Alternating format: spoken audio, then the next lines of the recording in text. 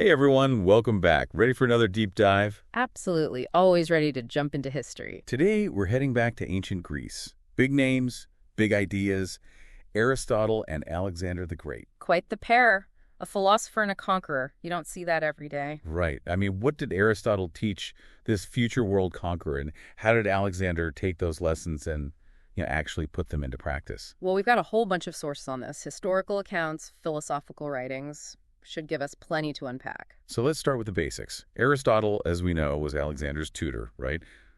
But just how influential was he? I mean, paint us a picture here. It's 343 BC, Macedon. Alexander, just a young kid, 13 years old, gets this incredible opportunity. Aristotle himself becomes his teacher. Not just any teacher either. This is a guy who studied under Plato, a giant in the world of philosophy. Oh, okay, so not your average schoolhouse situation. Not even close. And Aristotle, he didn't just teach facts. He wanted Alexander to understand the world. Logic, rhetoric, you name it, even natural sciences, politics, the works. It sounds intense. Mm-hmm. But did it shape Alexander's worldview? I mean, you think about a guy like Alexander conquering all those lands. Yeah. What was driving him? It's fascinating to consider. Aristotle, he had this concept called eudaimonia. Basically, it means flourishing or living a good life. He wasn't just talking about wealth or power, but about living virtuously, a life with purpose.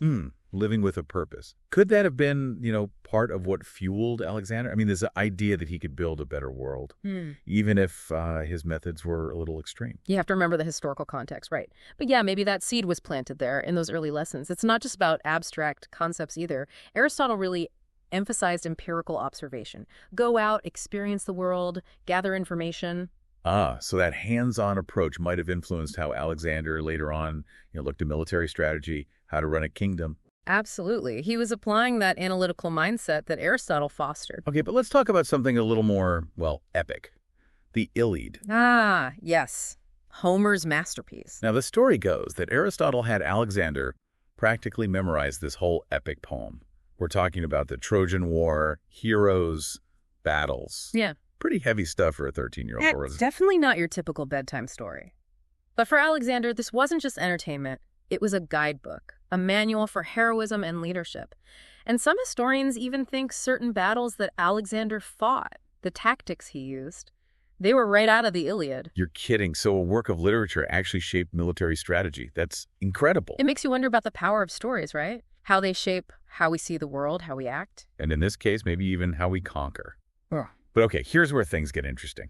As Alexander grows up, starts his campaigns, we see some differences emerging between him and Aristotle. Right. Aristotle, very much a product of his time, believed in the Greek city-state model, smaller, homogeneous populations. Keep it contained, keep it Greek. Exactly.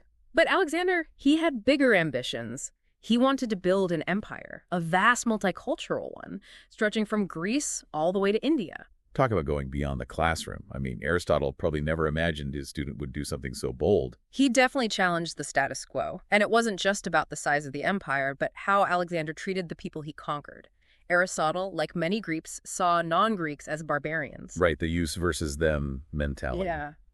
But Alexander, he takes a different approach. He encourages cultural integration. He even marries Roxane, a Bactrian princess, and incorporates Persian customs into his court.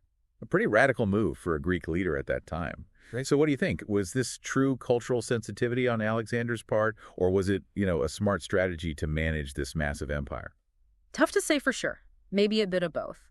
But what's clear is that it went against the grain, both the prevailing Greek worldview and certainly Aristotle's teachings. It seems like even the most brilliant teachers can't fully predict how their students will turn out, huh?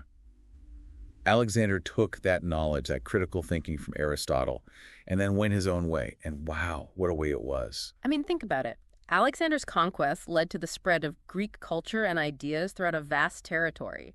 This Hellenization had a lasting impact on art, architecture, philosophy, even language. Yeah, his legacy goes way beyond just the battles he won. He created this fusion of cultures, something that continued to influence the world for centuries after him. It really makes you wonder, if Alexander hadn't had Aristotle as his teacher, would he have gone down this path? Now, that's a question worth pondering. Would he have had that same drive, that vision? It really shows how the ideas we encounter, the people who influence us, they can shape our lives in extraordinary ways. And sometimes those influences lead to something completely unexpected. A philosopher's student becomes a world-conquering king. So what are your final thoughts on this dynamic duo? What stood out to you about their story, and what lessons can we take from it?